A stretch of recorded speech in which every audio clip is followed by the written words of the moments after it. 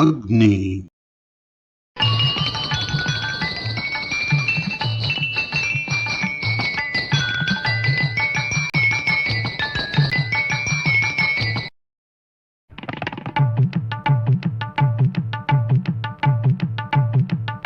Mandalam 1, Suktam 13.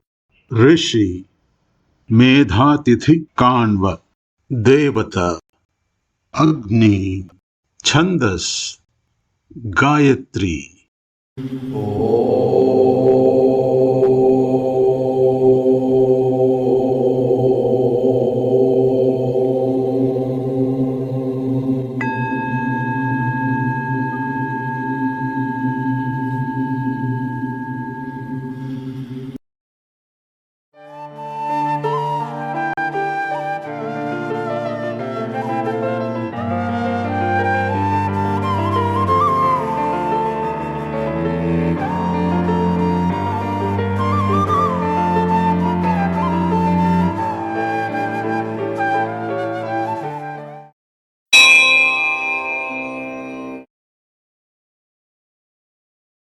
Mandalam 1, Suktam 13, Rik 1. सुसमिद्धो न आवह देवाम् अग्ने हविष्मजे ओरः पावकयक्षी च. Priest calling divinities, purifier, well-kindled Agni, do verily bring divinities to us, to giver of offering, and do perform sacrifice.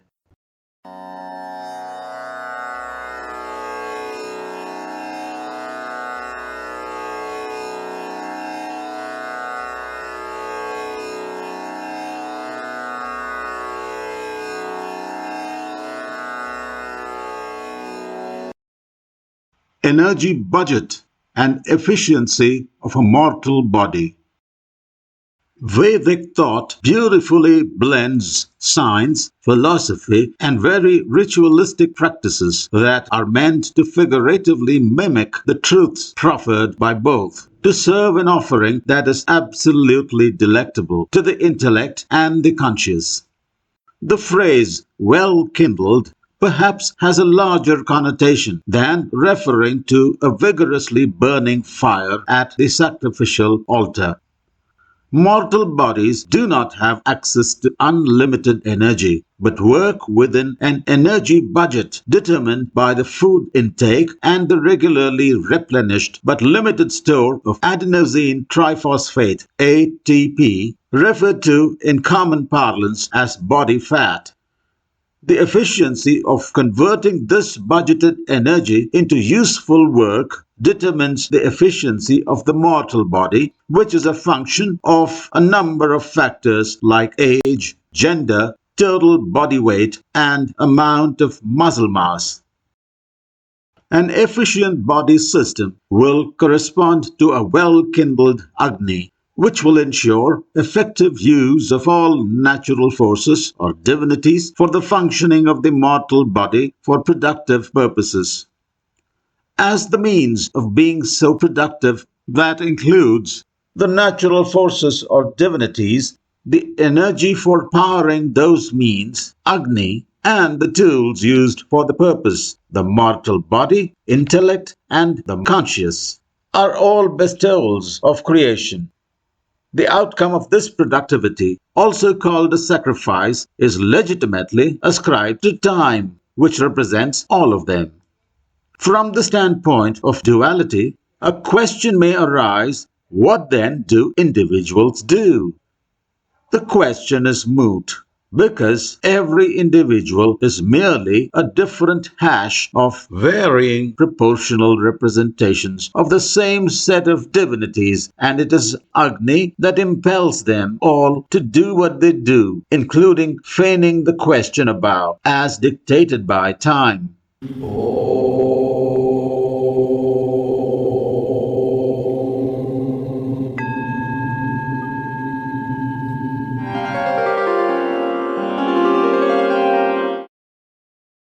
Mandalam 1, Suktam 13, Rik 2. मधुमन्तम् तनूनपाद्यज्ञम् देवेषु नः कवे अद्याग्रीणिः वीतये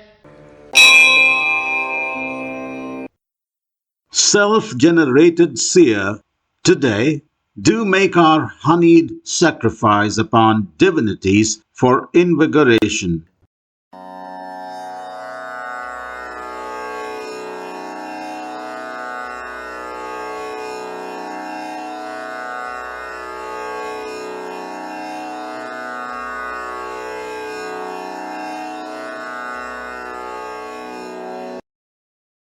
Striving for perfection, the story of existence. The ability of self-generation attributed to Agni is indicative of the happenings dictated by circumstances over which we have no control, as mentioned in the narration of thoughts induced by the first verse of this collective. The maneuverability of mortals is restricted within the ambit of such circumstances and also by traits with which they are born, over which too they have no control.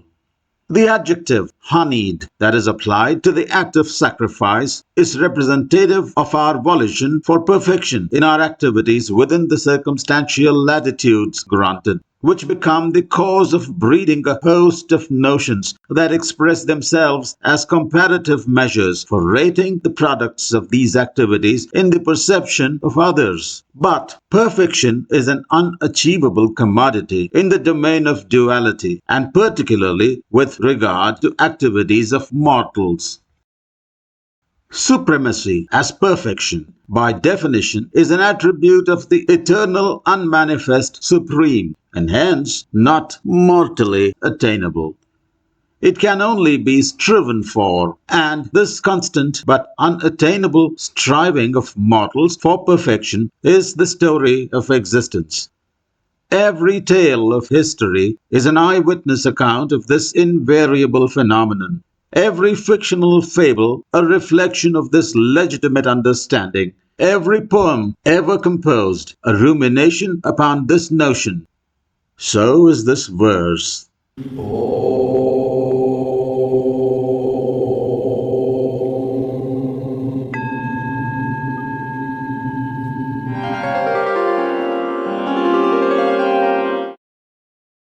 Mandalam 1, Suktam 13, Rik 3.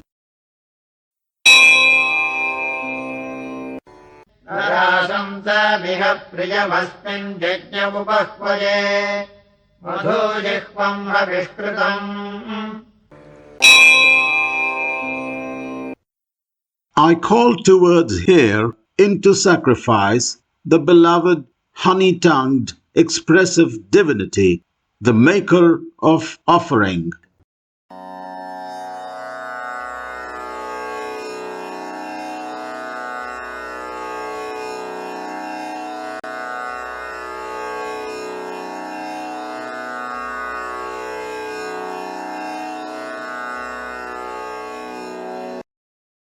Agni, Agni everywhere, and every spark a wonder.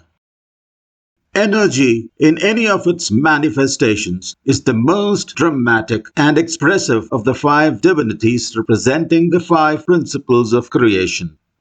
Whether it be as a raging flame, or a smoldering piece of flammable matter, as an enthralling spectacle of pyrotechniques, as the terrible mushroom plume of an atomic blast, as the blazing trail of a space rocket, or as the meaningful wakes of subatomic particles in a bubble chamber.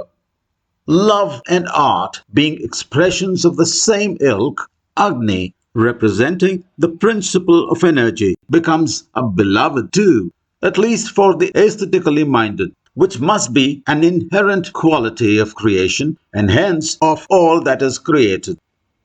Agni is also articulate and vivid in its endeavor to incessantly nudge us towards attaining the ultimate purpose of life, that of becoming conscious.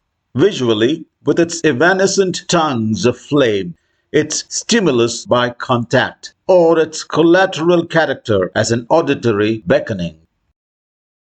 His involvement in our sacrificial activities, which encompasses all activities that we ever perform in the duration of our lives from birth until death, including both, is absolute. He being the sacrificial offering, the one sacrificing, and the divinity who receives the offering. He is us. With our duality blinkers on, we do not realize it. When we do, we would have reached our goal of transcendence and enlightenment. We would have become Agni, courtesy, of course, Agni.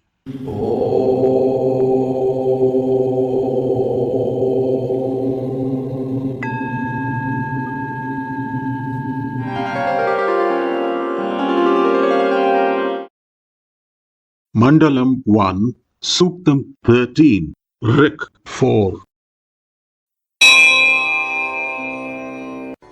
अग्ने सुकतमेरते देवान् कीलित आवः असि होता मनुर्हिनः. Agni, the implored, in most comfortable vehicle, do bring divinities. You are the priest presenting oblation placed in man.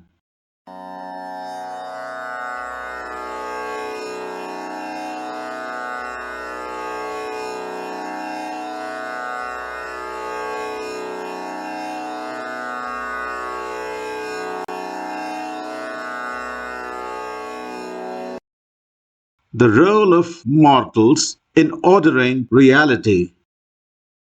The phrase placed in man, if inferred to be indicative of the fact that Agni acts through mortals, makes one wonder about our role in the ordering of existence, at least the domain within it that is accessible to us. There can be two points of view to the role of humankind in the ordering and administration of the universe. One is that all activities are preordained because its origin and projected conclusion, as well as its structural peculiarities, are controlled and directed by definite laws of nature. So are the composition and workings of the material bodies of all mortal forms. Logically, if definite laws apply in the progression of activities, then its effects should also be so. Hence, the first viewpoint. The other viewpoint, which obviously appears to be a doctrine promoted by humans for themselves, is that humans have been endowed with this faculty of discernment that allows them to contribute and alter happenings upon their wisdom, even transcend the limitations of the physical and mental planes of existence, and achieve a state of being akin to that of the Supreme, or become identical with it. The Vedic viewpoint does not explicitly endorse either.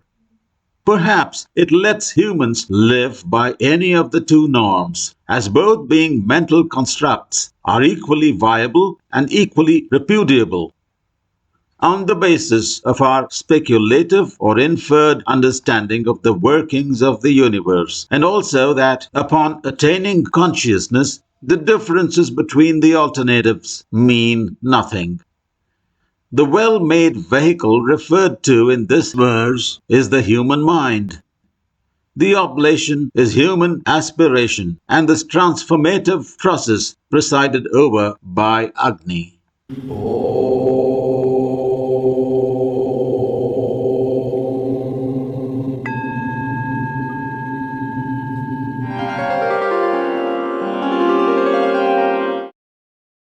Mandalam 1, Suktam 13, Rik 5. Srinita बर्हिरानुषघृतपृष्ठम् मनीषिणः यत्रामृतस्य चक्षणम्. Wise thinkers do spread kusha grass in continuous order, smoothened with clarified butter, wear appearance of immortality.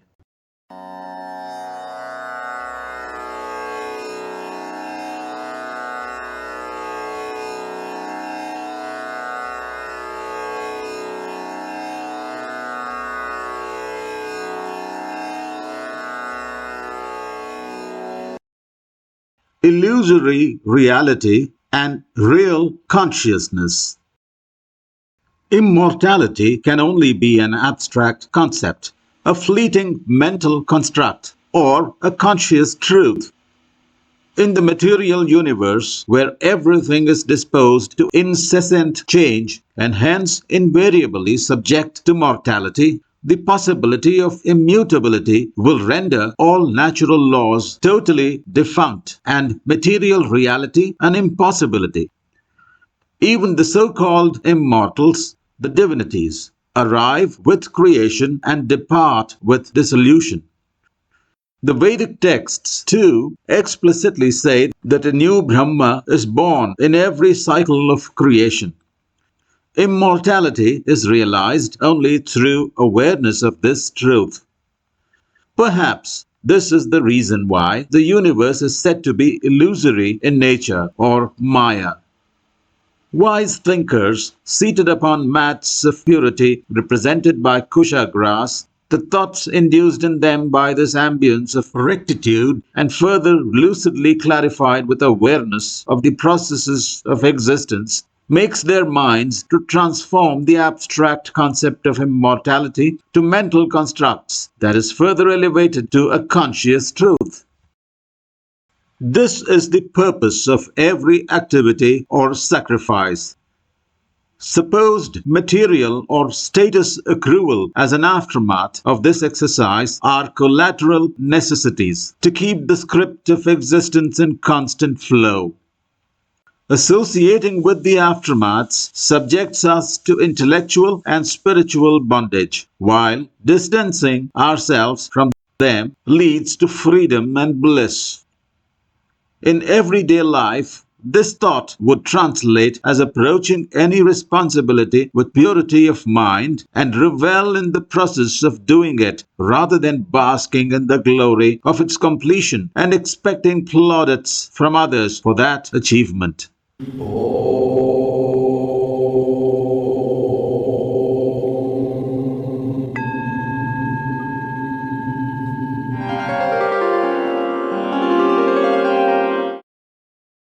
Mandalam 1, Suktam 13, Rik 6.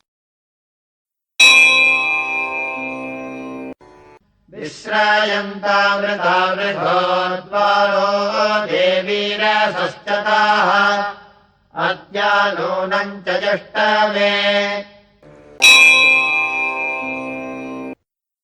Today and now, let them reach divine doors in proper order, prospering truth in an inexhaustible manner to perform sacrifice.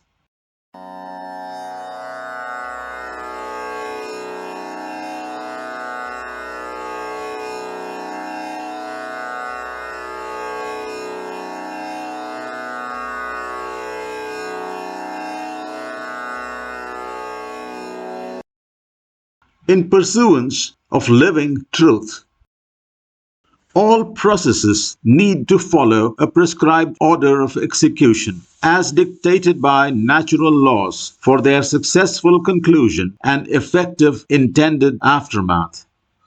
It is not only a need but an unalterable imperative, of course subject to the narrow deviational limits of reality.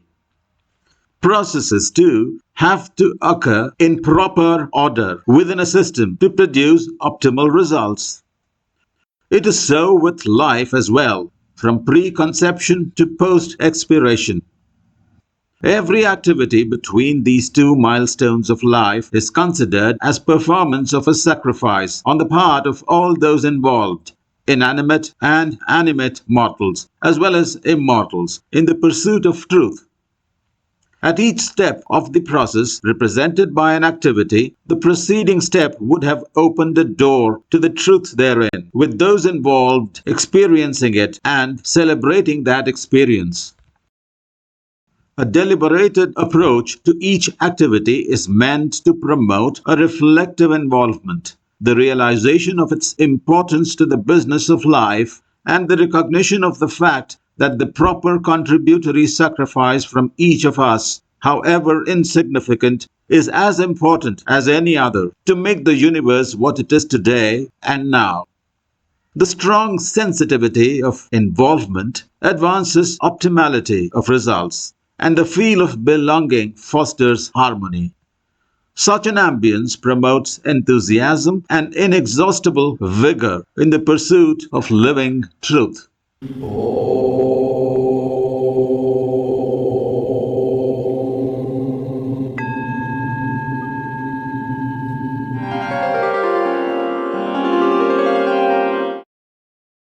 Mandalam 1, Suktam 13, Rik 7. नक्तोषासा सुपेशसास्मिन् यज्ञमुपह्वजे इदं no बर्हिरासते.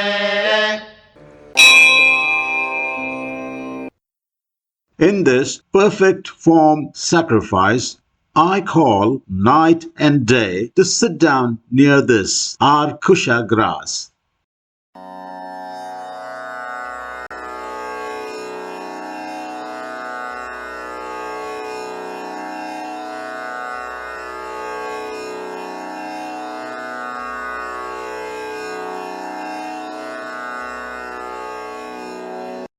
Ideal standards and real deviations. The tendency for perfection pervades the universe and expresses itself in every aspect of an activity or an object, real or abstract, in its functionality, in its physical appearance, or in any other manner that it is appraised or evaluated and can be explained by mathematical equations, progressions, or constants. Keeping with the other proclivity of reality, that of unavoidable and inevitable deviations in any expression as compared to a standard ideal, a perceived flaw that is essential for the script of the existential story packed with its diversities and variations, the best that one can expect in any entity in reality is near perfectness. But the two tendencies perfectly work together to make existence happen. Consciousness may be defined as the awareness of this truth. If we were able to understand the cited interplay of the perfect form of tandem expressions of the two tendencies happening around us at every moment, as day and night, with our material selves too being participants in it from a perceptive standpoint without, which would make it a seat of purity, represented by the spread out kusha grass, and hence not subject to the limitations of the material self, primarily ego, then this must be the first step towards enlightenment.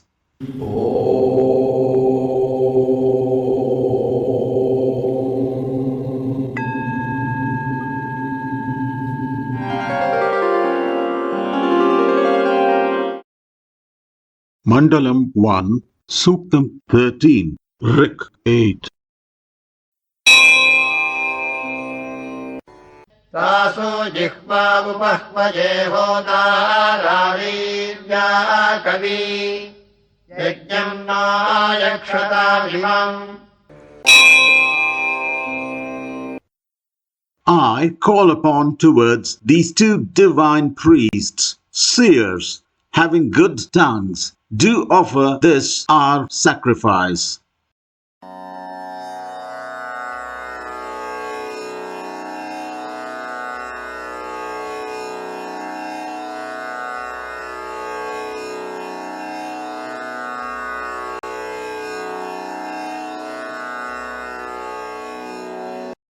The energetic couple.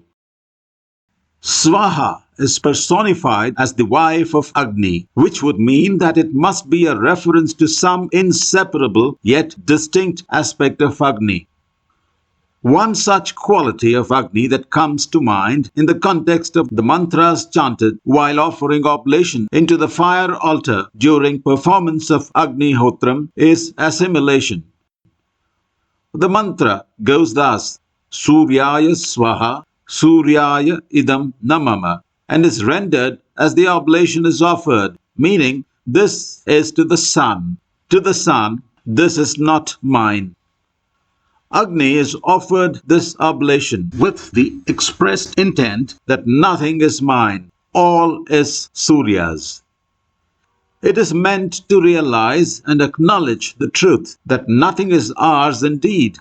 All that there is, including ourselves, is by the grace of the immortals and their originator, the unmanifest Supreme. Agni accepts and assimilates it and pervades this intent around our environment. The expression Swaha is a request to Agni and his inseparable aspect of assimilation to endorse it. So are the two priests, the two divine seers, Agni and Swaha, who are within us too, are called upon to perform our sacrifice and carry its import to the intended divinities. As the principle is always thought of as being masculine and its expression feminine, the principle of Agni is imagined to be the husband, while his assimilative expression, the wife. The word Agni is derived from three verbs: going, shining, and leading. The letter A is from the root E, which means to go. The letter Ga is from the root Ang, meaning to shine. And the last letter is by itself the root Ni, which means to lead. The name Swaha is a combination of the indeclinable Su, meaning well, and the verb root Ah, meaning to call. To be able to relate to the principle and its expression in human terms, they are referred to as a married couple.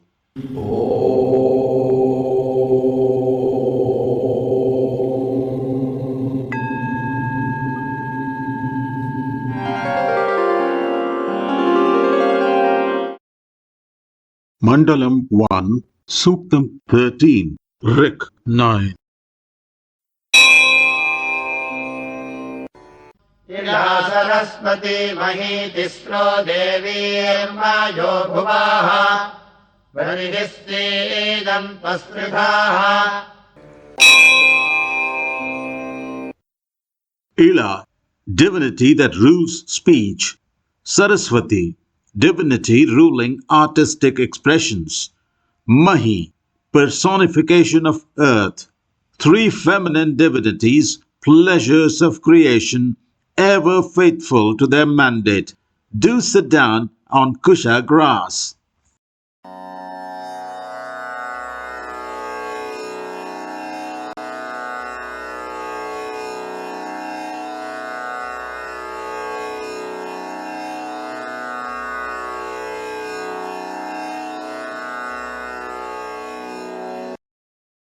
Renunciation, living duality without being dual. The deification of mental faculties of good and proper speech, all artistic expressions other than speech, and the pleasures derived from material objects of creation, represented by the feminine divinities Ila, Saraswati, and Mahi, respectively, and their worship are indicative of the notion that renunciation in general is the abnegation of the ego rather than withdrawing from all activities associated with living. Exceptions to this general notion are to be understood in the backdrop of the operation in tandem by the two proclivities of existence, required adherence to and forced deviations from the natural laws of existence, mentioned in the description of an earlier verse of this collective, that introduces diversities and variations. In this light, the samskaras or mandated activities for realizing truth and harmony need to be followed only where applicable. The samskaras promote the spirit of sacrifice for common good, and it can yet be achieved even if one or more of the mandated pursuits do not apply to one's station in life that occurs circumstantially or is preordained in that sense. The Vedic hymns persuade us to be steadfast and faithful to our mandate, which is to pursue truth and negate ego, as the divinities are to theirs, which is to make us express ourselves optimally and participate wholeheartedly in the enterprise of existence.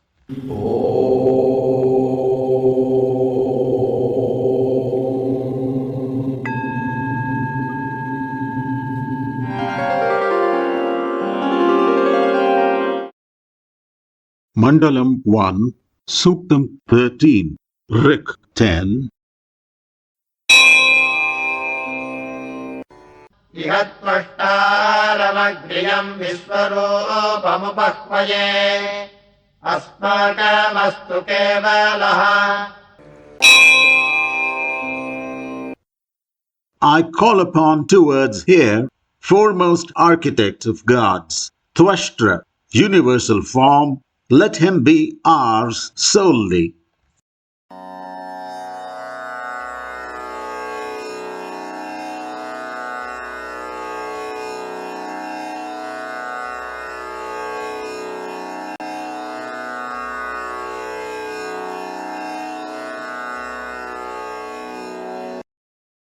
Twashtra, the divine architect. Architecture, in the context of humankind, can be described as the technique of building structures which are suitable for use by humans, with this end in mind that the maximum structural stability and permanence possible is achieved, and ensuring communication of experience and ideas through its form. A universal architect would have had to cater to not just humankind, but all life forms that are extant, that have become extinct, as well as those that will evolve. Perhaps adaptations occur with time, but the basic design would have had to be versatile enough for periodic adaptations as may be required, and its form would have required to be universally agreeable across time and species of life. This definition of the universal architecture, its aim and utility, and its functional success across its estimated existence of 13.8 billion Earth years until now, is a testimony to the unimaginably exceptional abilities of the personified universal architect Twashtra. It also points to an appreciable similarity and affinity between all species of life forms in the mode of interacting with this shared structure, experiencing its form and utility, imagining and realizing its potentials, and communicating it across species. Human architects approach their work with a factual historical basis. When Twashtra commenced his work at the dawn of time, he would have had no archived records of the possible behavioral needs of life forms to come, no prior experience in dealing with unknown requirements, and none to seek advice from except the unmanifest singularity. The fact that he has yet accomplished his task admirably makes him an immortal and worthy of worship. The verse includes a prayer requesting him to be solely ours. The seers of this composition surely would have meant all life forms when they said this.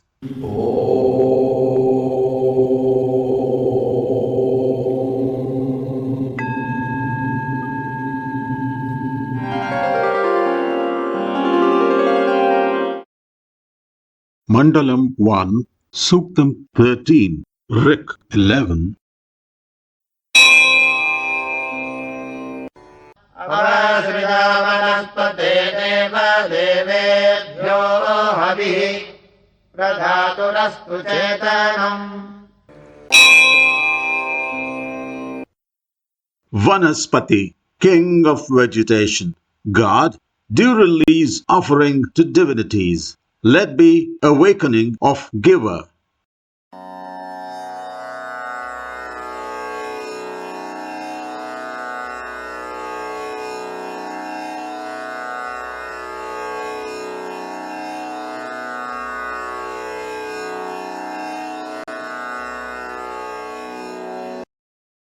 Flora and their unsung sacrifices.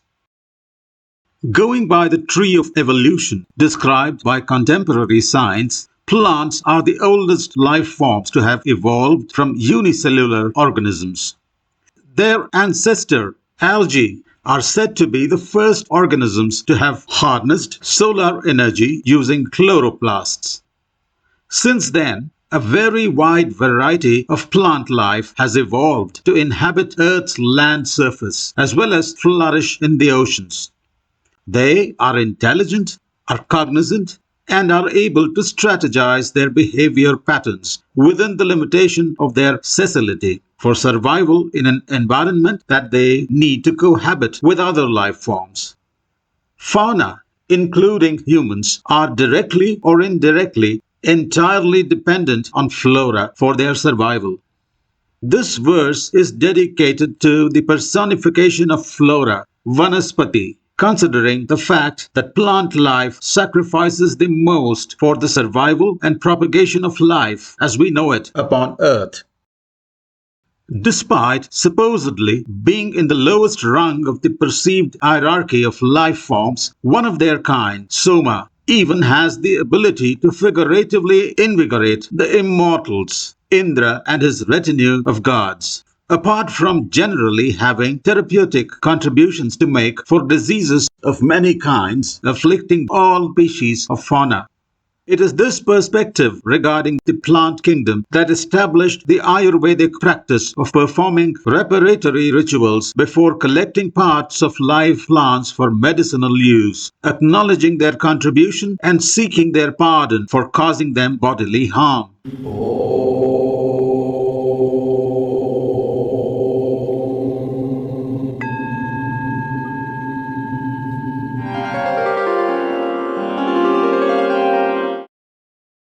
Mandalam 1, Suktam 13, Rik 12.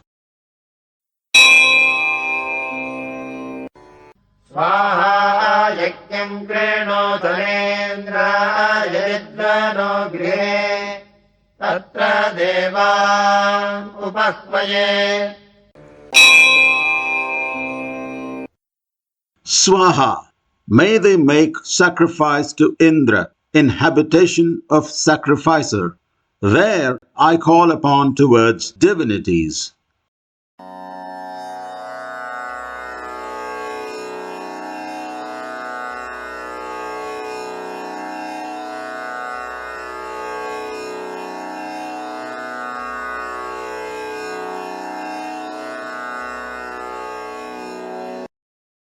Wives, friends, and acquaintances of immortals.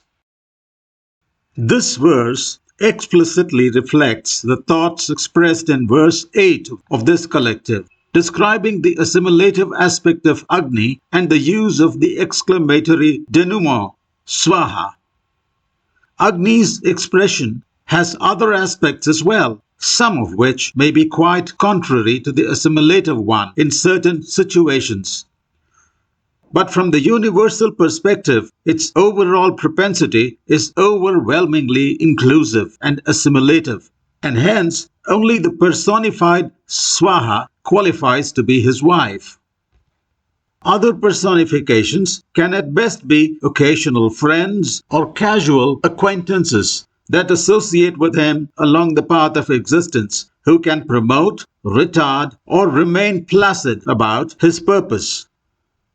Here, the notion of the renunciatory action, acknowledging the oneness of everything following the negation of ego, is extended to every activity that our material body performs, supposedly under the directive of our mind.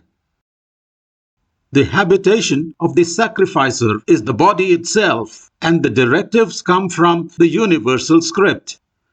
Our calling of divinities and identifying Indra as the receiver of our offering is not an invocation, but an acceptance of truth, an understanding of the notion of sacrifice and its acknowledgement to Agni and his consort, Swaha. Life lived in this spirit leads to enlightenment and freedom.